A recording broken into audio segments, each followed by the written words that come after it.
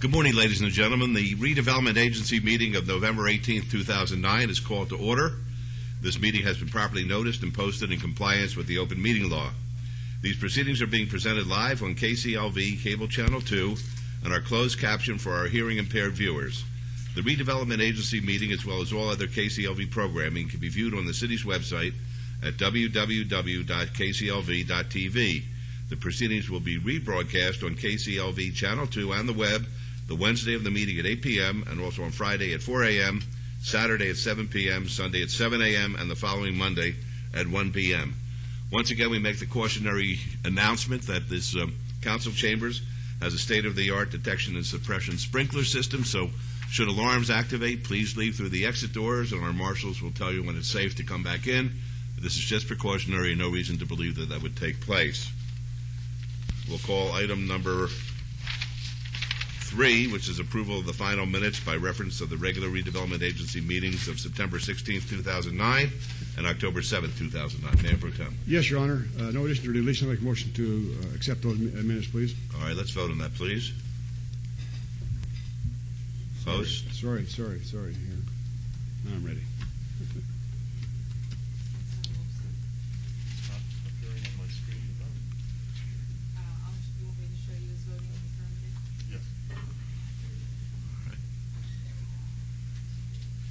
Very good. Motion carries. Thank you. Item number 4 is RA 18-2009. Discussion and possible action regarding a resolution finding the project proposed by the Commercial Visual Improvement Program agreement between the City of Las Vegas Redevelopment Agency and CR Corporation located at 1239 to 1299 South Las Vegas Boulevard to be in compliance with and in furtherance of the goals and objectives of the redevelopment plan and authorizing the execution of the CVIP agreement by the RDA, not to exceed $50,000 from the RDA Special Revenue Fund. This is in Ward 3, and this item is related to Council Item number 64. Mr. Arndt. Thank you, Mayor. Bill Arndt, Director, Office of Business Development.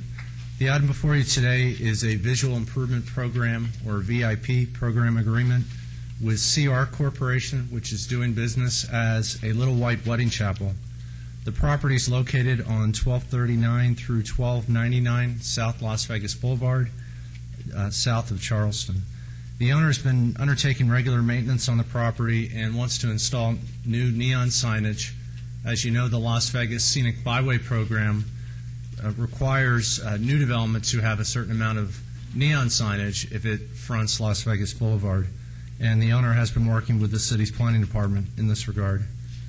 The owner desires to make improvements in the amount of $107,000, which include a double-sided neon pylon sign incorporating a likeness of Elvis, 560 feet of neon installed along the roofline of the building, installation of a wrought iron entrance gate, 3 neon blade signs over the entrance, 2 additional business lines at the wedding chapel. And the business has been in business since the 1950s. And because the business is contributing more than the required one-to-one match of $50,000, they're contributing $57,000. The business owner, as an applicant for the program, is eligible for a $50,000 matching grant. I'm going to show you a few photos of the property showing the current condition of the property and then the after photo of what the property is intended to look like after the signage. And then after I do that, we have a representative of Yesco Corporation, which is working with the business owner to install the new signage. Thank you.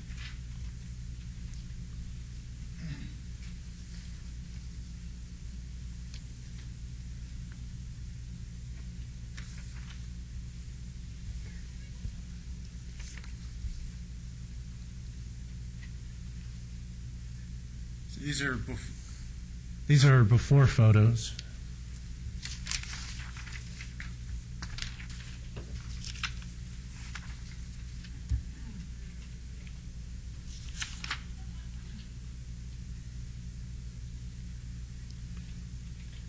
And then these are some after photos, and I'll invite the representative from Yesco Corporation to make a few remarks. These pictures look better. Bob Russell, 5119. Bob Russell, 5119 South Cameron, Las Vegas, on behalf of the applicant. I simply have some enhanced photos of what Bill's showing. if you'd like me to put these up.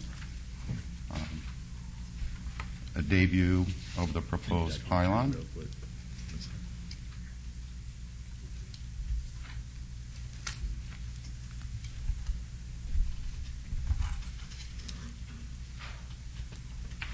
That's a night view. Not coming in very well.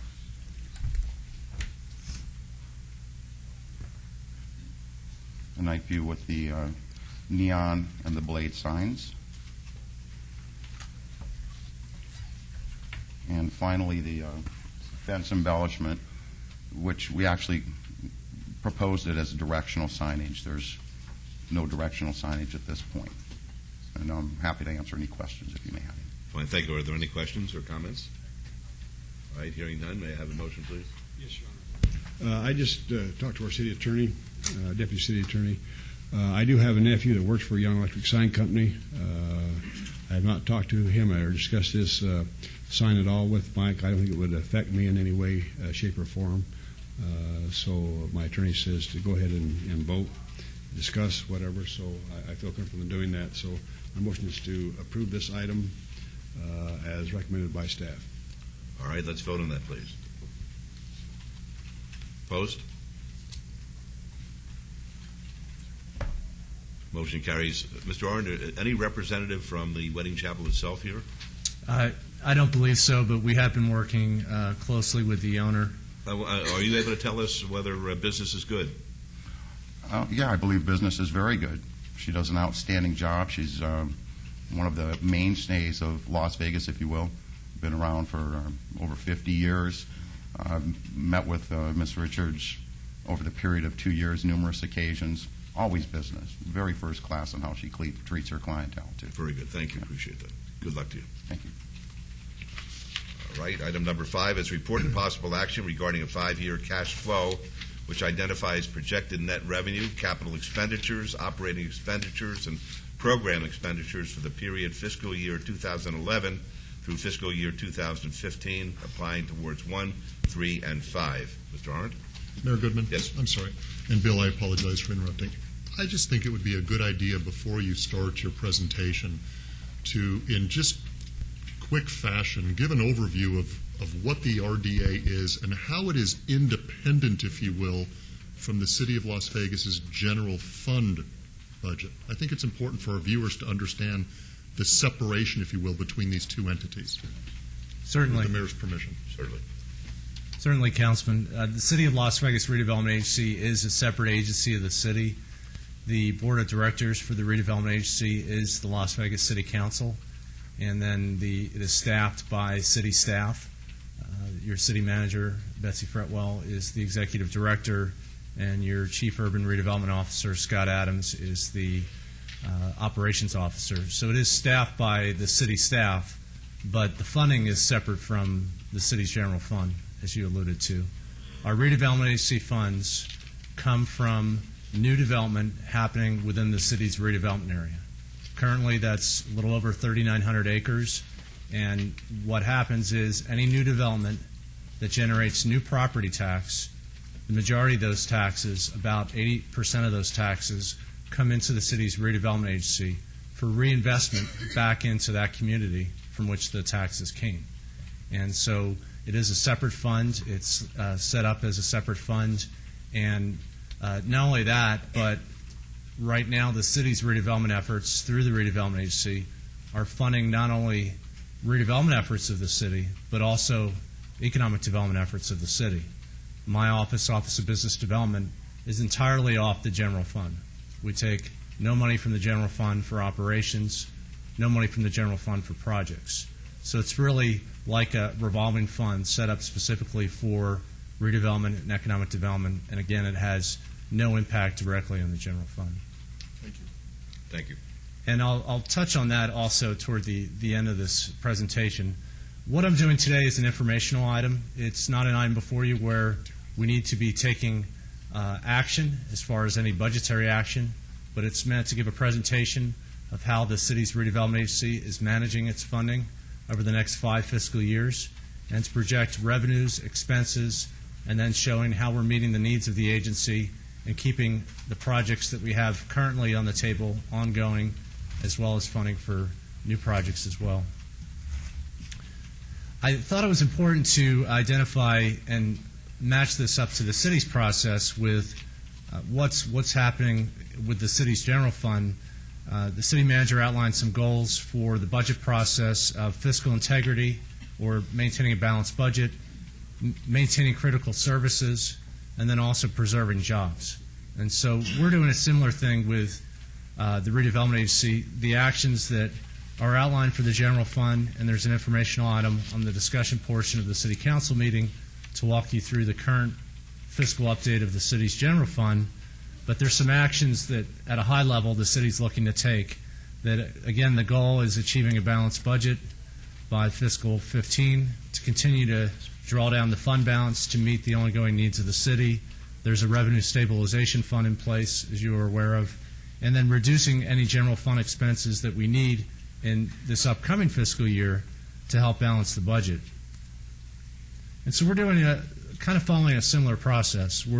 Again, our primary goal is achieving a balanced budget, not in a given fiscal year, but over a 5-year period, recognizing that revenues in this economy are projected to decline. And so we're projecting future revenues conservatively. We're recognizing that for our large capital projects that you've already supported, there's a large debt component required for those projects and funding needed to fund the capital projects. We're going to be drawing down a fund balance similar to what the city's doing with its general fund to maintain the current projects as well as ongoing operations. We're going to reduce our fiscal 11 cost within our RDA budget by the amount that we need to do.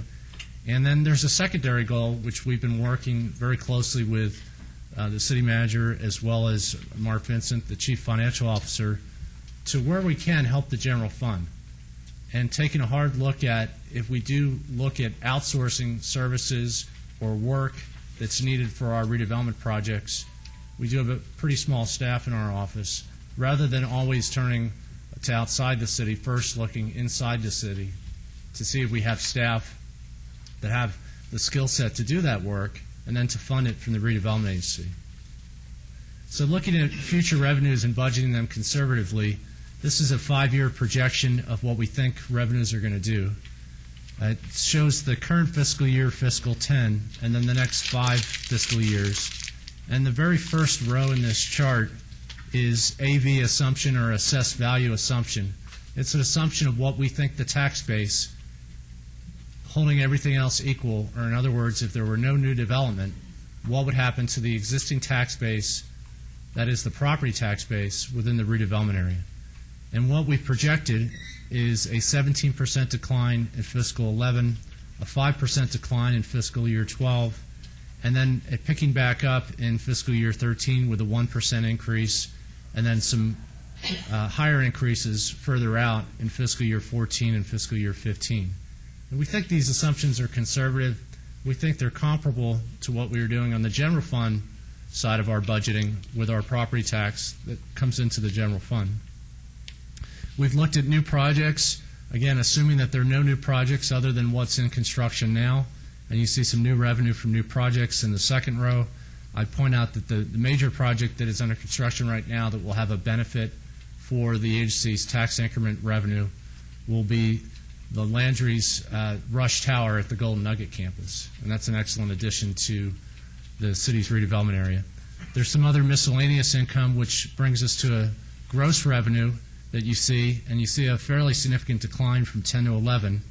And then we have an 18% housing set-aside requirement where we carve out 18% off the top of all the funding coming into the agency, and that gives us a net revenue.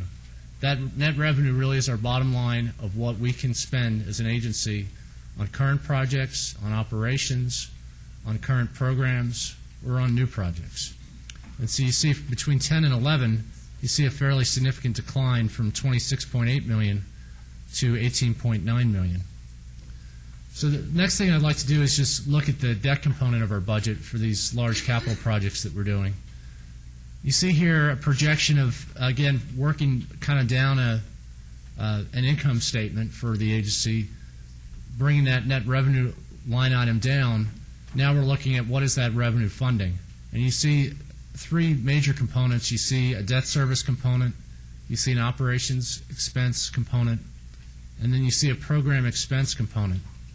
And then there's a capital outlay. If we invest money in city-owned assets, there is a capital outlay component. And I want to focus on the first line, the debt service, that because our net revenue is declining by a considerable amount, our debt service, which primarily is bonds that have been issued by the Redevelopment Agency, is really pretty much a fixed debt component. You see it's ranging between $16 and $17 million, but it's pretty level debt payments. Well, what's happening, because we're projecting revenue to decline, the proportion of that debt to the revenue that we have available is increasing. So that debt is really taking up an increasingly larger portion of our budget over the next 5 years as we're projecting. The next thing I wanted to point out is that our total expenses to match up to this, because we're projecting again that revenue is declining, that we're actually looking to decrease our total expenses for the agency by almost 30% year over year between the current fiscal year and the next fiscal year. And you see that drop in the chart going from $30.8 million to 21.9, almost 22 million. So it's a significant decline. And then you see at the bottom of the chart that in order to fund all these projects, the revenues and expenses, we're looking actually at an annual net operating loss. And I'm going to talk a little bit later about how we're funding that loss. But this is really recognizing that revenues are going to be declining, not forever, but for a period of time, and we're trying to manage our way through this fiscal downturn. This chart shows capital projects for fiscal year 11, and that debt component, if you will, that against net revenue, that's 82% of our revenue is going to those capital projects, that debt expense. And you see that the biggest slice of this pie chart, with the remainder going to operations and some discretionary or program expenditures as well. But that's, again, just another way to show that trend, that an increasingly large portion of our budget is going to fund the debt service for current projects, existing projects. The next budget action that we're looking to do is draw down fund balance to fund these capital projects and ongoing operations. This chart shows that, again, by fiscal year 15, we're trying to achieve a balanced budget. And so that net operating loss, if you will, that we're projecting to do from fiscal year 11 through fiscal year 15 ranges from a little over $1 million to as much as $4 million. We built up some fund balance to actually be able to fund that debt. And one of the reasons we were able to issue the recent bond issue from the Redevelopment Agency in such a large amount, the $85 million, is that the investors that bought those bonds realized that we had some funds on hand to service that debt. And so that's what you see in this chart. You see over time that over a 5-year period we're drawing down that fund balance so that in fiscal year 15 we have a fund balance projected of about $1.2 million, and that's really meant to meet the operating needs of the agency. Our Chief Financial Officer, Mark Vincent, has recommended that we not go below 5% comparing the fund balance to our annual net revenue, and so we've achieved that with a 6% fund balance against net revenue. And again, that's keeping us solvent and keeping us being able to meet our working needs of the Redevelopment Agency. Mayor Gilman? Yes, Councilor Barlow. Before we move forward, Sure. Mr. Arnold, if you go back to the last slide, I see the 6% as far as the ending fund balance, and I recognize that the Chief Financial Officer, Mr. Vincent, mentioned not going below the 5%.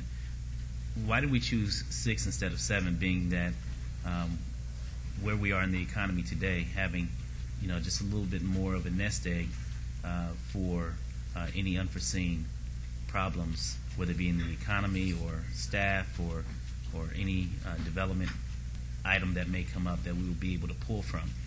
Help me understand why 6 and not 7. Well, I think the goal was to at least hit 5, so we were trying to hit 5. We ended up with 6. The reason why that's fairly low is going back to the desire to forecast revenues conservatively. we really believe that this budget that we're showing you today is a worst-case scenario. Okay. If there's no new development, if there's no return for a stabilization of the tax base, if you recall, we're showing a year-over-year decline in the tax base of 17%, a big decline. And we haven't seen that historically. It is a projection, but we think we're budgeting conservatively so that if we exceed these numbers, then we'll have more revenue to actually use for new projects or existing projects. But we're really we're budgeting revenues conservatively, and then we're trying to identify and prioritize what do we have to do over the next 5 years as a redevelopment agency to keep the momentum, to keep all our projects going. And this is really, as I'll talk about in just a moment, is not funding new projects, is not being real aggressive with new projects other than what you've already approved. So we really need to exceed this budget forecast to be aggressive with new projects. If we don't exceed these revenue projections, then we're really just maintaining the projects we have. So that it's really a conservative approach. We expect to exceed these targets so that we'll have some new funding for new projects. But if we don't, we're recognizing that we want to use the funding we have in a responsible way to maintain the commitments that we already have with current projects. Okay, so this in essence would be a worst-case scenario moving forward. Right. It's really a worst-case scenario, and it's keeping the status quo of what we already have on the table as far as current commitments for the projects that we're doing in the redevelopment agency. Thank you. Mayor Goodman, real quickly, I just want to emphasize, as I understand it, when you use the word conservative, you're talking about ultra-conservative. You're assuming with this that there is no redevelopment in the city of Las Vegas over the next 5 years, which is probably impractical, but for purposes of being good government and being good stewards, that's why you're doing this. But on a 1 to 10 scale, 10 being the most liberal, if you will, 1 being the most conservative, these charts are at a 1, is that right? It's on the bottom of the scale. I think it was a little bit anecdotal, but I think it's an important point. The Rush Tower that Gold Nugget's doing, our redevelopment agency is not participating financially in that project. Of their own volition, they've choosing to move forward because of what's happening within the downtown area and our redevelopment area. So there are other projects like that that are on the table, that are in the city's development review process, but we've been very conservative. If it's not out of the ground, in active construction to where it's going vertical, we're not going to assume that a new project will get built. So how many other Rush Towers out there, it's really hard to tell, especially over a 5-year period. But we do think it's a conservative approach. Yes. I just have a question, sir. Bill, just so I understand, if the worst case scenario becomes even worse and the fund balance is drawn down to zero, what happens now? Well, we'd never do that. I mean, we need fund balance to operate. We need just to fund our operations. If the fund balance got to zero, then we'd really have to basically freeze everything and just service the debt. And then to the extent new revenues coming in each year, remember, if there are no new projects, we still do get an annual revenue stream from our redevelopment areas. So, for instance, if I go back a couple slides, the net revenue here, we forecasted in fiscal year 11 of 18.9 million. That's 17% drop.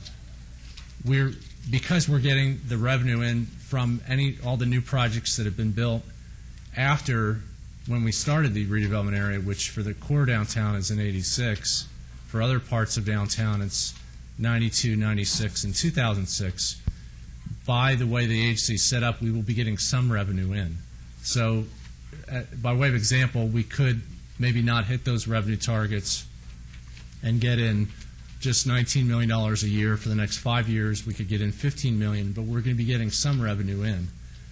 We need some revenue to service the debt on those projects. If you see our debt service, if we don't take in $17 million annually, then we might be in a position where we might have to default on one of our debt obligations, and at that point, we'd have to work with the chief financial officer on how we'd meet those. But again, the projection is that we'll have enough revenue to hit those debt marks. So I guess The short answer to that question is we will be getting some revenue in, and if it's even worse than what we're showing in this projection, the first thing that gets paid is the debt service. We have bond covenants that we have to meet, whether it's from the redevelopment agency tax revenue or from other revenue of the city.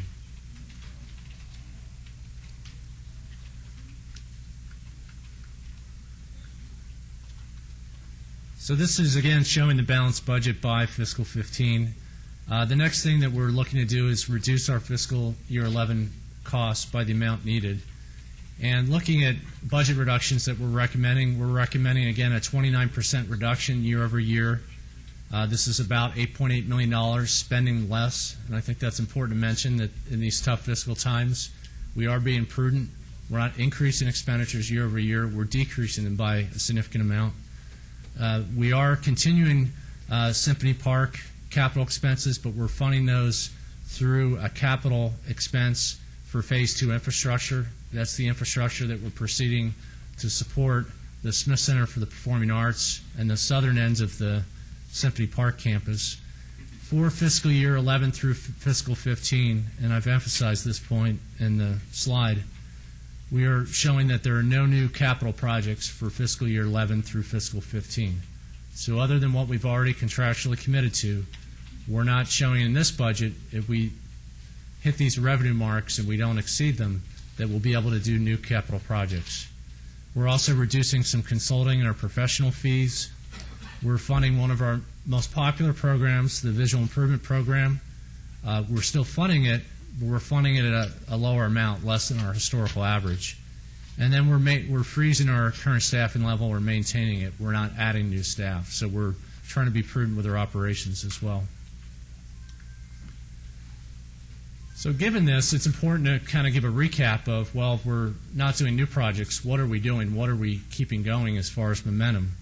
Well, we are funding the Symphony Park Phase 2 infrastructure, which supports a lot of projects, both public projects that we're doing as well as new private projects, which again would add, if they're successful, new tax revenue, which is not shown in this forecast.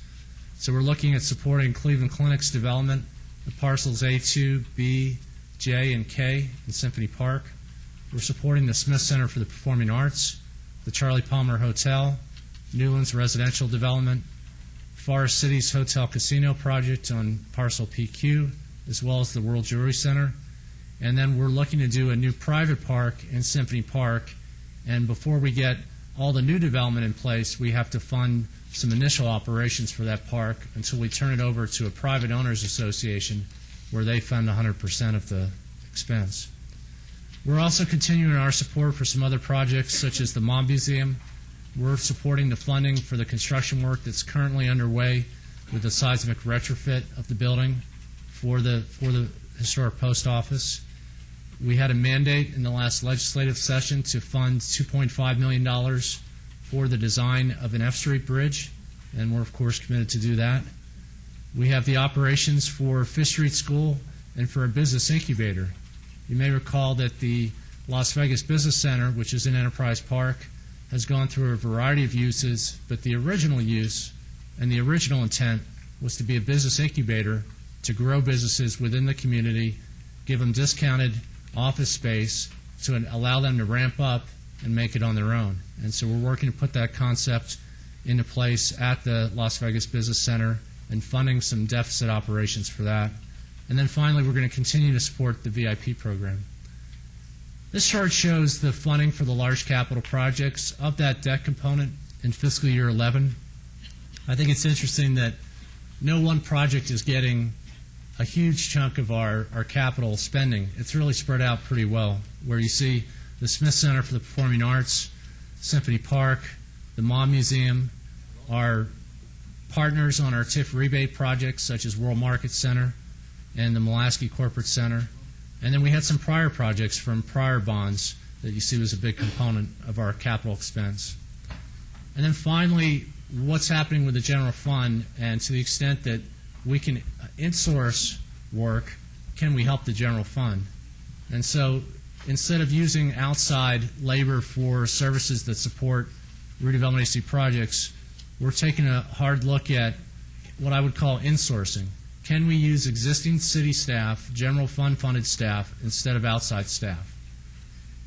This isn't a silver bullet solution. We can't do this for every project, but for some of our consulting dollars that we think we can. We've already implemented this for the continued administration of the Fifth Street School, and we're funding what was formerly a general fund funded position to help us administer and operate the Fifth Street School. We're looking at Symphony Park project management. A good portion of my staff are working on Symphony Park, but because of the intensiveness of that project, there's a potential for other city-funded staff, such as public works staff, certainly city attorney staff as well, that could work on the project. The redevelopment agency expansion plan, there's a lot of manpower needed for that work. Part of what we have to do when we're looking at expansion is we have to go out in the field and we have to survey each property parcel by parcel by parcel and do an in-depth study of whether or not those properties meet the requirements to be added to the redevelopment agency. And so we're looking at that as well. And then finally, and I emphasize this point, that we're making a secondary pledge for the City Hall COPS lease payment. The proposal that you'll see introduced today, but then up for discussion at the December 2nd council meeting, is that the redevelopment agency, if revenues are available in the future, certainly not just the next 5 years, but even further out, to the extent revenues are available, we'll make a secondary pledge to help support that lease payment needed for the new City Hall project and the construction of that project. Finally, I wanted to kind of bring this back to what we're doing as a city and how does this match up with our budget schedule. You're getting this budget update today. You're going to have several other steps that are also dealing with not only the redevelopment agency budget and funds, but the city's general fund budget as well. And so there's going to be a council priorities discussion at December 16th, employee meetings in December and January, a strategic planning session on January 7th, town hall meetings with citizens in January and February, and then you see the budget hearing and the budget adoption in March and May, as is typical when we submit our annual budget. With that, I'd be glad to answer any questions you might have. Thank you very much for a very thorough report. Are there any comments or questions? Councilman Barlow? Yes, Mayor, thank you. Mr. Arndt, we had a conversation on yesterday in regards to the West Side School and the overall aspect as to the redevelopment of that school, being that it is a historical site. And just want to know where within the scope of the RDA plan where it will fit in regards to the redevelopment of that site. And I know after speaking with the city manager yesterday as well, bringing other departments into play to find out how, in fact, we're going to move forward with who's going to be the primary lead on this particular development, but also looking at the various funding mechanisms and sources in that same respect. We did budget, and the focus of this was really on fiscal 11 through 15, maybe to the detriment of our current fiscal year, and kind of recapping what we're committed to in our current fiscal year. We budgeted $1.5 million for capital projects in West Las Vegas. The original intent when we submitted the budget last spring was to do projects that would involve streetscape and potentially monument signs for the historic West Side. Certainly that money is available for any capital project in West Las Vegas. That was the way we budgeted. And so in prioritizing all the needs of West Las Vegas, if that's a higher need, we could certainly look to contribute all or part of that funding to the West Side School. I understand that Neighborhood Services Department is also looking at potential funding to help out with funding the capital costs and doing it in phases. So it's certainly a multi-year project, and we'll look to support it where we can. I'd also mention that, again, this is a conservative. If I can interrupt real quick, Yes. Mayor, with your permission. Is this the school? Is it in the redevelopment area at this time? Yes, it is. Okay, thank you. With this conservative revenue projection, again, if we exceed it, if we have more revenues than what we're showing, then we'll have to come back before you and get your input on what projects we should devote that revenue to. It could be an existing project that is already ongoing. It could be a new project, or it could be a priority for a project that maybe needs more funding to finish. But the current plan is we do have $1.5 million reserved for projects in West Las Vegas. Thank you, sir. Thank you. Any other comments or questions? Mayor Goodman, please. Councilor Wilson. Thank you, Bill. Appreciate it. Very good report, and I appreciate the conservative approach because I think we have to start there. But being optimistic, hopefully we are not going to be as conservative as your estimates as far as the revenue streams. One thing I'd ask, though, is you probably don't have it available now, but a map showing the redevelopment area. Because I think there needs to be an understanding that the city of Las Vegas has its city territorial limits, if you will. Within the city of Las Vegas is a designated area that is just the redevelopment area. We're not talking about citywide development. We're not talking about development in the outer wards, if you will. We're talking primarily the inner core of downtown with some other areas as well. So if you had a map, our viewers would have an appreciation of the boundaries of the redevelopment area. Councilman, I don't think I have a really good map that would show up on the overhead today, but I could certainly provide one. And for our next presentations, I think that should be a part of your PowerPoint. Sure. Thank you. I think any other comments or questions? Mr. Arndt, Mayor, Yes. if you will, just give a rough boundary, if you will, as far as where the redevelopment agency is, as far as north, south, east, and west. Sure, and I'd mention also that our redevelopment agency map is on the city's website, too, for anyone here today or listening in.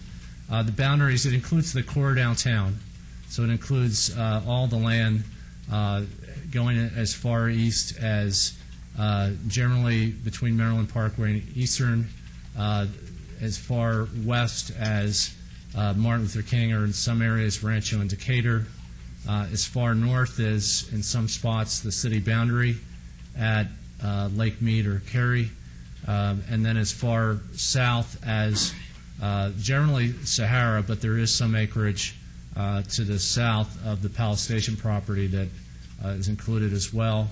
It doesn't really encompass suburban neighborhoods, if you will. It's really the core downtown and some of the neighborhoods that are maybe in what you'd call the inner ring, near downtown in the urban core. And you mentioned that it doesn't necessarily transition out into the suburban areas, and why is that? Well, when the intent of redevelopment is to basically freeze the tax base, and then if there's any new development, to take those taxes and to reinvest it into that neighborhood, because the neighborhood has had malinvestment. There's been poor investment, there's been a declining tax base, and so because of that, the state law has set up, and rightfully so, a fairly stringent requirement of what steps you have to take to meet and define a redevelopment area as a blighted area or an area that needs reinvestment, needs new investment.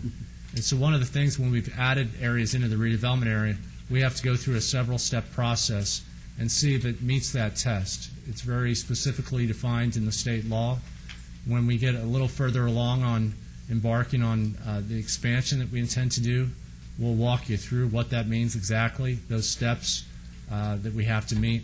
The other thing I mentioned is that there's no really direct downside to being within a redevelopment area, that the tax rate's uniform throughout the city, so property owners in the redevelopment area do not pay higher taxes. It's the same. All we're doing is taxes for new development, new construction, go into the redevelopment area, and then we reinvest it back into the area. So really it's a fiscal tool to help those areas, help those neighborhoods, reinvest in their community, grow the community, and try to attract not only public investment, but private investment as well. Thank you. Any other comments or questions? Mr. Mayor, Councilwoman? and one of the reasons for an expansion is that there are many other blighted areas now within the city. Is that not correct? That's correct, and what we have to do is we have to not only look where there's maybe economic hardship, but we have to look at the physical condition of the neighborhood, and we have to meet those tests that are prescribed by statute. So certainly that's a good starting point. We look at neighborhoods that maybe have been hardest hit by this economic downturn, but there is a very specific test in the law. And so not only economic hardship, but we have to look at the physical blight. Are there buildings that maybe haven't seen any money invested in them for several decades? Is the condition of the building deteriorating to where the building is dilapidated, in poor shape. Those are the kinds of things we look at. And it is a pretty tangible test when you actually get into it and look at the steps that we have to take. I just wanted to point that out because I know there are other areas now that are meeting that criteria. Thank you. Any other comments or questions? I would just like to say this, Mr. Arndt. Your report was an excellent report. It takes all of the worst that could possibly happen into consideration. And I'm the eternal optimist, though. And I'm also a betting man. And don't laugh. I'll bet on anything that moves. I'll bet on a cockroach, whether it's going to go left or right. But I really believe, and I think one of the things that redevelopment does for our community, it gives us hope for recovery, and it gives us confidence that the city is headed in the right direction as far as the projects that we assist with, that we partner with the private sector with, where we help various developers, and we have a lot on the drawing board. I don't want people to take this report, even though it's the most conservative of conservative reports, as being a predictor of what's going to happen in the next 5 years, because I really believe that we're poised to have our redevelopment agency lead the way towards our economic recovery. Just a couple of projects. We've got the Live, Work, Forest City people. They're not just talking about City Hall. They're talking about 5 blocks of business development. They're talking about a 1,000-room hotel on Symphony Park. That's one. You left out, and I say this respectfully, the Gold Spike. The Gold Spike is in the ground now. They've renovated the entire hotel facility. They've taken the motel next door to it. They're fixing it up. They're building a beautiful swimming pool. They're very aggressive young men and women involved in that project, and that wasn't even taken into consideration as far as the monies that the city will receive in our redevelopment area from their taxes. We got CIM, Lady Luck, the whole development around the Mob Museum. I mean, the odds have it, if nothing else, that one or more of these projects is going to hit the jackpot, and it's going to just make everything flow in the right direction. We've got Cordish. If Cordish takes place, we have an unbelievable entertainment section in the downtown. We've got a new arena. We have a new hotel on this particular site. So all these things, I just want the public to know, we have good things happening in downtown Las Vegas. It's not as bleak as a very conservative, excellent city employee makes it, because he has to make it that way, and I appreciate that. But I want people to know that I'm very optimistic about our future, and that I think the next 5 years we're going to lead the way and maybe even bail out the Strip by the time we're through.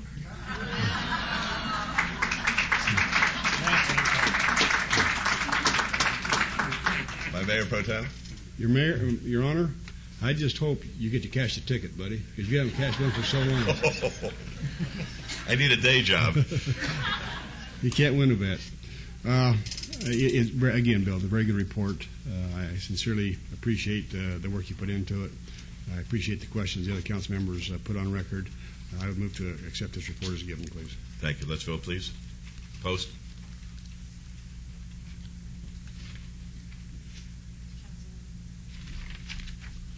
Motion carries. Thank you very much. Item number 6 is citizens' participation.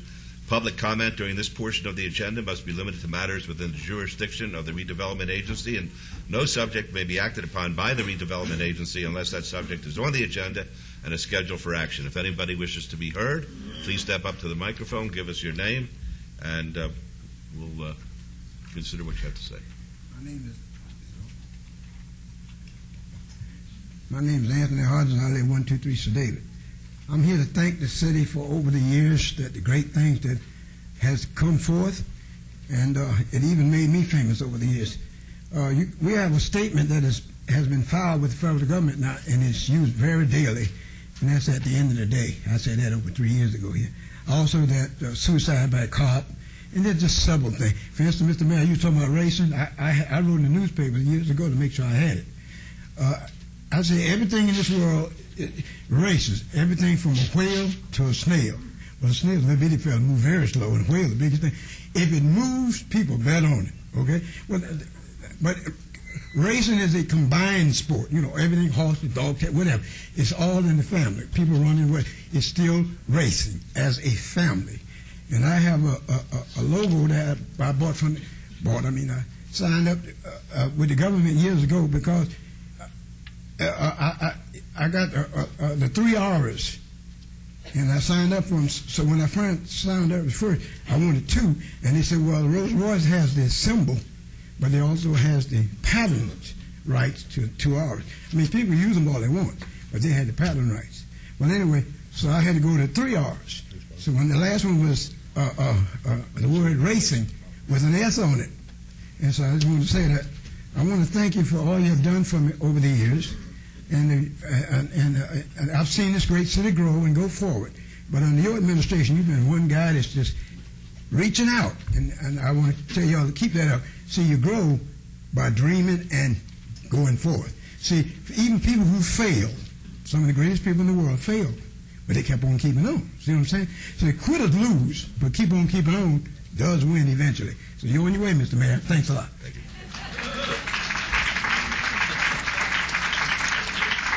Would anyone else like to be heard? All right, Mr. Hodges, why don't you come up and make another speech? No, I'm just kidding. Just kidding. I'm just kidding. All right, we'll go on to item number 7. Are any members of the Redevelopment Agency wish to be heard at this time? All right, hearing none, then the Redevelopment Agency is adjourned. How much time do we need, Ms. Bridges? We'll reconvene in about 5 minutes.